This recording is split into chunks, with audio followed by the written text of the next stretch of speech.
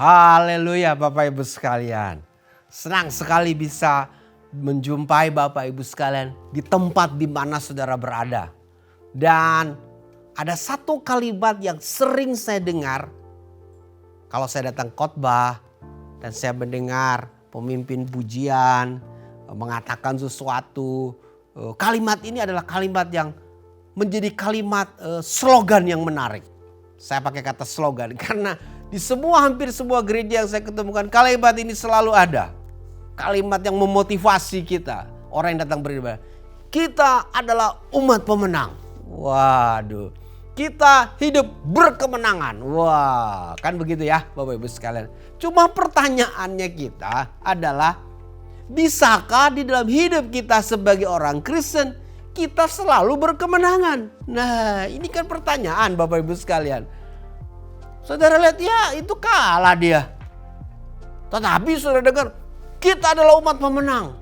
Kita dapat mengalahkan kesulitan dalam kehidupan ini. Kita berkemenangan, berikan kemuliaan bagi Tuhan, kan begitu kan? Pertanyaannya selalu, bisakah kita hidup selalu berkemenangan? Bisa enggak nih gitu? Jadi kalau saudara datang ke gereja, jangan cuma diem-diem aja gitu. Mulai nanya. Iya, karena kita harus menjadi orang Kristen yang smart Bapak Ibu sekalian. Bukan hanya terima tetapi mulai mempertanyakan gitu. Jangan duduk diam di gereja. Catat. Saya sebagai pendeta kadang-kadang waktu lagi worship suka nanya-nanya sama Tuhan. Wah Tuhan ini gimana nih begini-begini. Kadang saya dengar, kadang-kadang saya diam di gereja. Waktu lagi worship saya juga suka diam. Dan saya membiarkan Roh Allah bekerja. Dan ada pertanyaan-pertanyaan yang keluar Bapak Ibu sekalian. Nah, pertanyaan ini yang keluar dalam hidup saya. Bisakah seorang Kristen selalu hidupnya berkemenangan? Teks ayat kita di dalam Roma pasal yang ke-8 ayat 31 dan sampai 39 menjelaskan kepada kita pertanyaan tersebut dan bagaimana jawabannya. Kita baca. Sebab itu apakah yang akan kita katakan tentang semuanya itu? Jika Allah di pihak kita, siapakah yang akan melawan kita? Ia yang tidak menyayangkan anaknya sendiri tetapi yang menyerahkannya bagi kita semua. Bagaimanakah mungkin ia tidak mengaruniakan segala sesuatu kepada kita bersama-sama dengan dia? Siapakah yang akan menggugat orang-orang pilihan Allah? Allah yang membenarkan mereka? Siapakah yang akan menghukum mereka? Kristus Yesus yang telah mati, bahkan lebih lagi yang telah bangkit, yang juga duduk di sebelah kanan Allah, yang malah menjadi pembela bagi kita. Siapakah yang akan memisahkan kita dari kasih Kristus? Penindasan atau kesesakan atau penganiayaan atau kelaparan atau ketelanjangan atau bahaya atau pedang. Seperti ada tertulis, oleh karena engkau kami ada dalam bahaya maut sepanjang hari. Kami telah dianggap sebagai domba-domba sembelihan. Tetapi dalam semuanya itu kita lebih daripada orang-orang yang menang oleh Dia yang telah mengasihi kita. Sebab aku yakin bahwa baik maut maupun hidup, baik malaikat-malaikat maupun pemerintah-pemerintah, baik yang ada sekarang maupun yang akan datang, atau kuasa-kuasa, baik yang di atas maupun yang di bawah, atau sesuatu makhluk lain, tidak akan dapat memisahkan kita dari kasih Allah yang ada dalam Kristus Yesus Tuhan kita. Nah, dari teks ini Bapak Ibu sekalian, kita melihat ada 4 halangan yang sangat prinsip dan itu kadang-kadang bisa menggoncangkan kita. Kadang-kadang bisa menggoncangkan kita. Membuat kita gemeteran Bapak Ibu sekalian. Membuat kita menjadi seperti orang yang bisa kalah dalam kehidupan ini. Dan kita akan melihat hal ini Bapak Ibu sekalian. Saya ingin melihat ini khotbah dari sudut yang negatif Bapak Ibu sekalian. Tetapi dari negatif ini kita belajar sesuatu yang sangat positif dalam kehidupan kekristenan kita. Kita bisa berkemenangan Bapak Ibu sekalian. Selalu berkemenangan walaupun ada perlawanan dalam kehidupannya kita. Ayat 31 mengatakan demikian. Coba kita lihat ayat yang ke-31. Sebab itu apakah yang akan kita katakan tentang semuanya itu? Jika Allah di pihak kita, siapakah yang akan melawan kita? Jika Allah di pihak kita, siapakah yang akan melawan kita? Nah, kalau kita meneliti teks ini, jelas sekali kalau siapakah yang bisa melawan kita, berarti ada yang melawan kita dong tentunya.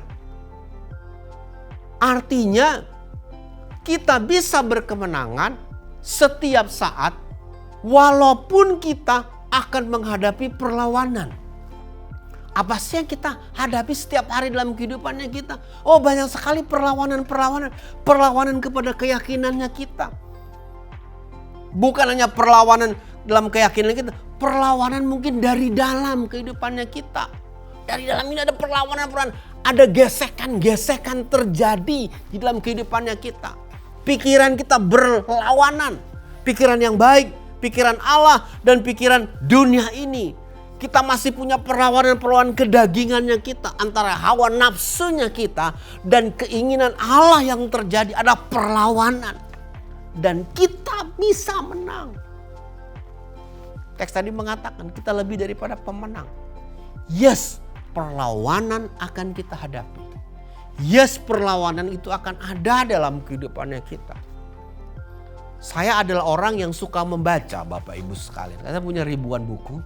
Dan waktu saya membaca bukan hanya membaca buku-buku teologi, tapi saya membaca buku-buku bisnis, buku-buku sekuler, Bapak, filsafat. Saya baca filsafat Kristen, filsafat dari Eastern filsafat, Western philosophy, Bapak Ibu sekalian. Saya baca buku-buku motivasi, saya membaca. Dan ini yang tidak baik dari seorang yang suka membaca, Bapak Ibu sekalian. Terjadi perlawanan di dalam pemikiran saya. Tetapi saya belajar, Bapak Ibu sekalian, ada hal-hal di dunia ini yang memang saya harus lawan, tetapi ada hal-hal yang saya harus terima dalam naturalnya saya sebagai manusia. Sebagai manusia rohani, saya menghadapi perlawanan-perlawanan dari kuasa kegelapan, dari nafsu kedagingan saya, Bapak Ibu sekalian. Organ tubuh saya ini sedang mengalami perlawanan juga untuk melakukan sesuatu yang berkenan kepada Allah dengan apa yang ditawarkan oleh dunia ini. Perlawanan yang paling seru adalah saya ini suka ngeliat mobil, Bapak Ibu sekalian. Demen sekali ngeliat mobil, Bapak Ibu sekalian. Aduh, kapan ya saya punya mobil kayak begitu ya. Aduh, seneng sekali punya mobil kayak begitu. Kadang-kadang saya berpikir, aduh enak juga ya. Gimana ya kalau pendeta punya mobil kayak begitu ya. Wah, mikirlah gitu. Wah, kalau punya mobil kayak begitu, entar ditanya jemaat duitnya dari mana, bla bla bla bla bla bla bla gitu kan. Tapi gimana kalau pendetanya cuma mobilnya, ya sorry ya, butut gitu. Gimana nih jadinya? Ntar jemaat tanya gimana nih pendeta gua nih kurang beriman gitu. Tapi itulah perlawanan, Bapak Ibu sekalian. Perlawanan terjadi gitu. Apalagi saya punya teman yang suka mobil gitu. Ya ada dulu teman pendeta suka mobil banget. Waduh. Tapi saya senang, tapi perlawanan datang. Bagaimana saya bisa melihatnya? Bagaimana saya bisa menang dan keluar dan memiliki konsep kehidupan? Itu penting. Apakah kita bisa menang? Yes. Menghadapi perlawanan-perlawanan tersebut. Tentu saja. Teks ini mengajarkan kepada kita. Nah, ayat yang ke-33. Coba kita baca. Ayat yang ke-33 mengatakan, siapakah yang akan menggugat orang-orang pilihan Allah? Allah yang membenarkan mereka. Siapakah yang menghukum mereka? Yang kedua, kita akan menghadapi gugatan. Nah, gimana kalau kita digugat? Digugat sebagai orang Kristen. Gimana kalau kita digugat sebagai anak Allah? Gugatan itu datang dalam kehidupannya kita. Waktu belasan bulan tahun yang lalu lah gitu ya. Waktu saya masih menggembalakan jemaat yang masih anak-anak muda. Ada seorang bapak datang kepada saya. Marah-marah dia. Marah-marah sama saya. Dia bilang, Roy, kenapa anak saya ini melayani? Saya sampai kaget, Bapak Ibu sekalian. Kenapa? Bayangkan, Bapak Ibu sekalian. Kita ngajarin anak untuk melayani Tuhan. Digugat sama orang tuanya. Saya gak mau anak saya melayani. Nanti dia pelayanan. Nanti gara-gara pelayanan dia nggak sekolah dengan baik. Anak ini benar-benar mau melayani Tuhan, Bapak Ibu sekalian. Benar-benar mau melayani Tuhan. Papanya tahu. Apalagi setelah mau ketahui anaknya mau dibaptis. Wah, lebih marah lagi, lebih ngamuk lagi dia. Wah, saya nggak mau anak saya mau dibaptis. Waduh. Bayangkan Bapak Ibu sekalian, saya ini pendeta. Pendeta itu ngajarin jemaat itu hal yang baik. Bawa orang ke Tuhan. Bukan bawa orang masuk drag. Enggak, kita tuh ngajarin yang baik. Ngajarin cinta Tuhan, cinta orang tua. Berusaha dalam kehidupan ini. Kita tuh ngajarin yang baik. Enggak ada pendeta ngajarin yang buruk Bapak Ibu sekalian. Saya ini bukan pendeta cult. Tapi orang tua bisa ngamuk loh. Saya digugat. Digugat oleh masalah anaknya. Apa yang terjadi Bapak Ibu sekalian? Saya menang dong. Walaupun saya digugat. Karena orang Kristen akan selalu berkemenangan. Walaupun kita menghadapi gugatan. Anak itu sekarang saya kawinkan. Punya anak. Saudaranya juga melayani Tuhan. Banyak lagi Bapak Ibu cerita-cerita. Saya digugat Bapak Ibu sekalian. Digugat oleh orang tuanya. Karena anaknya dibaptis. Waduh, banyak sekali saya digugat. Digugat oleh orang dekatnya. Waduh, saya digugat banyak deh Bapak Ibu. Tapi saya muncul selalu sebagai pemenang. Itu sebabnya walaupun ada gugatan yang terjadi dalam kehidupan kita, kita akan selalu muncul sebagai pemenang. Karena itu janji Tuhan kepada kita. Hal yang ketiga Bapak Ibu sekalian, ayat yang ke-35 dikatakan demikian. Coba kita lihat ayat 35. Siapakah yang akan memisahkan kita dari kasih Kristus? Penindasan atau kesesakan atau penghinaan atau kelaparan atau ketelanjangan atau bahaya atau pedang. Hal yang ketiga, walaupun ada upaya pemisahan. Wah, ini kita berusaha diseparasi Bapak Ibu sekalian. Kata separasi di sini bukan hagios, Bapak. Kalau hagios itu berarti diseparasi untuk dididik untuk melakukan sesuatu. Tetapi kata separasi di sini artinya dipisahkan benar-benar. Bapak Ibu sekalian. Jadi ada usaha untuk memisahkan kita. Gitu. Memisahkan kita dari keyakinan kita kepada Yesus. Banyak kan upaya-upaya itu kita lihat di sekelilingnya kita kan. Orang Kristen kan diupayakan banyak dipisahkan gitu. Kalau Bapak Ibu pernah membaca sejarah Perang Dunia Kedua. Ketika Hitler membantai hampir lebih daripada 6 juta orang Yahudi. Hitler memakai sistem namanya pemisahan. Ngeri sekali Bapak Ibu sekalian. Pemisahan antara orang Yahudi dipisahkan dengan orang yang bukan Yahudi. Orang Yahudi dimasukkan ke namanya ghetto Bapak Ibu sekalian. Waduh, kalau Bapak Ibu lihat sejarahnya, ngeri Bapak Ibu sekalian. Dipisahkan benar-benar. Bahkan toko-tokonya mereka ditandai Bapak Ibu sekalian. Dipisahkan benar-benar. Dibuat semacam program, slogan. Sampai terjadi pemisahan antara orang yang di ghetto dengan orang yang biasa aja. Aduh. Ada upaya-upaya dalam kehidupannya kita untuk memisahkan kita dari kekristenan kita, dari iman kita kepada Yesus. Makanya dikatakan, siapakah yang akan memisahkan kita dari kasih Kristus? Penindasan, kesesakan, penganiayaan, kelaparan, atau ketelanjangan, atau bahaya, atau pedang. Lebih dari 5 hal yang berusaha untuk memisahkan kita. Tapi apakah kita selalu menang?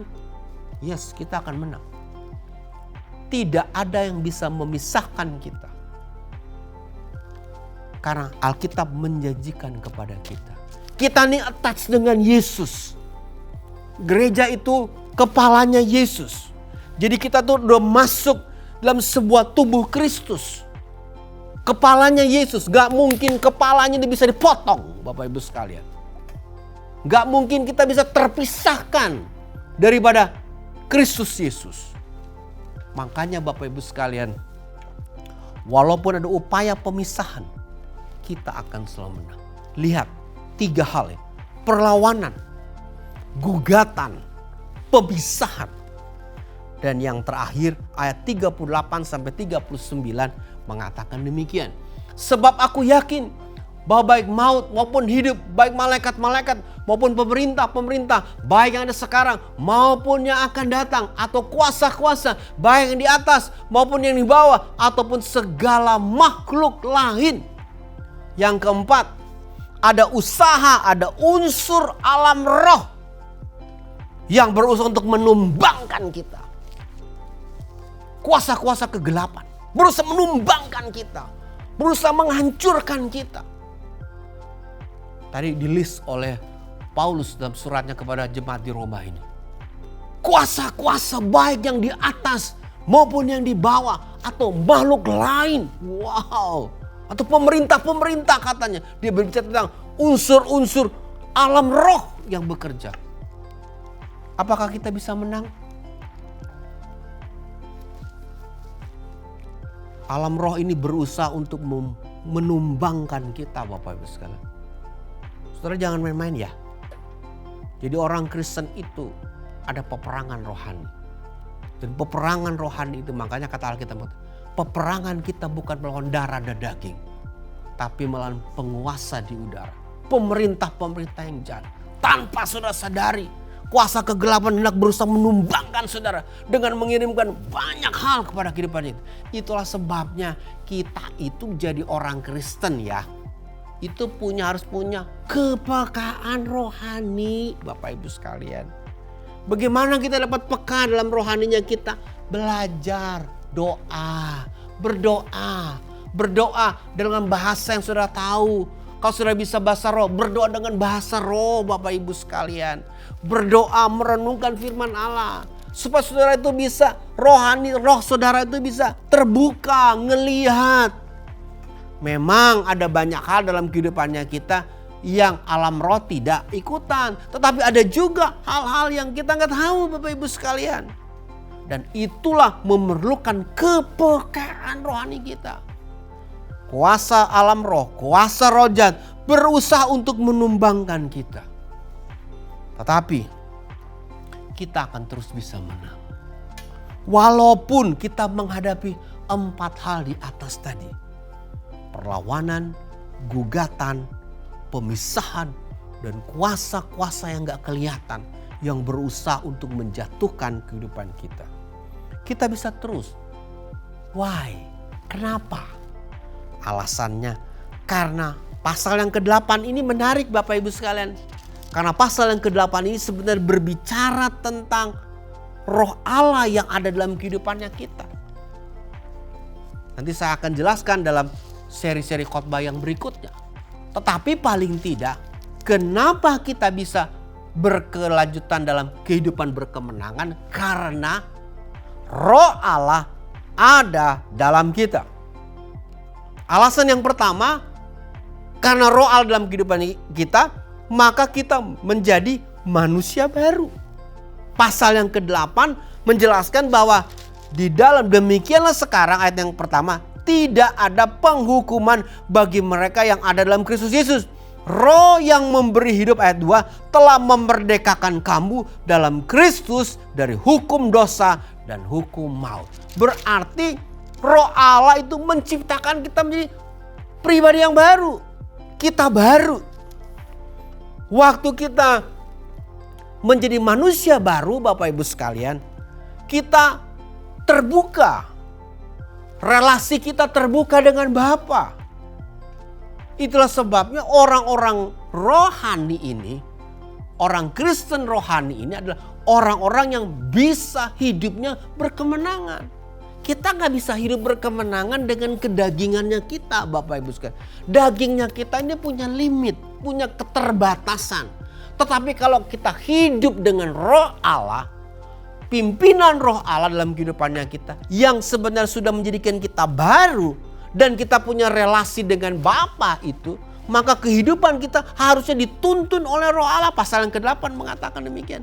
Dituntun oleh Roh Allah. Sehingga Roh Allah yang ada dalam kehidupan kita akan terus menjagai kita, menuntun kita, dan selalu memberikan kita kemenangan. Masalah pasti ada. Yes, karena kita masih daging Bapak Ibu sekalian. Kita masih tinggal di bumi ini. Ada masalah, ya ada sakit penyakit. Yes, tapi kita bisa melewati semuanya. Itulah sebabnya orang Kristen hidupnya akan selalu berkemenangan jika kita membiarkan Roh Allah menuntun kehidupan kita. Roh Allah dalam kehidupannya kita bukan hanya membuat kita punya relasi dengan Bapa Surgawi, tetapi hidup kita tuh diberi pengharapan. Nah, kata kunci di sini pengharapan adalah ya jalani hidup saudara. Ups and down bisa ada, tetapi intinya kita berkemenangan. Jadi kita tidak mungkin dikalahkan Bapak Ibu sekalian. Nah, bagaimana kita bisa dikalahkan? Kita bisa dikalahkan Bapak Ibu sekalian jika kita menarik diri. Jika kita menarik diri, Allah memberikan kepada kita Roh-Nya. Itu sebabnya Yesus mengatakan dia adalah Immanuel. Dia ada menyertai kita. Bahkan Yesus juga mengatakan dia akan memberikan penolong yang lain dalam kehidupannya kita. Jadi luar biasa Bapak Ibu sekalian. Tuhan yang ada dalam kehidupannya kita akan selalu memberikan kita kemenangan lepas kemenangan. Saya sangat percaya orang Kristen itu tidak mungkin dikalahkan. Karena Roh Allah dalam hidupnya. Yang bisa mengalahkan dia jika dia mengundurkan diri. Yes, kita akan menghadapi masalah, sudah akan menghadapi penyakit, sudah akan mengalami mungkin kekurangan dalam masalah finansial, tetapi sudah akan terus berkemenangan, akan melewati semuanya itu. Bagaimana waktu kita melewati semuanya? Hidup kita tuh penuh damai Bapak Ibu sekalian. Orang yang berkemenangan hidupnya damai. Dia tenang menghadapi segala situasi yang ada dalam kehidupan ini. Kiri kanan boleh gonjang-ganjing, tapi dia tenang. Nah, itu hidup orang yang berkemenangan, dari satu kemenangan kepada kemenangan lain. Karena apa? Karena Tuhan memberikan kita pengharapan. Pengharapan di dalam Dia tidak mengecewakan. Karena katanya Paulus, Roh Allah dilimpahkan kepada kita. Ini yang menarik Bapak Ibu sekalian. Pertanyaan kita yang pertama, bisakah orang Kristen hidup selalu berkemenangan? Jawabannya bisa. Tapi tergantung kepada saudara. Tergantung kepada saudara di dalam relasi saudara dengan Roh Tuhan itu sendiri. Amin. Tuhan berkati.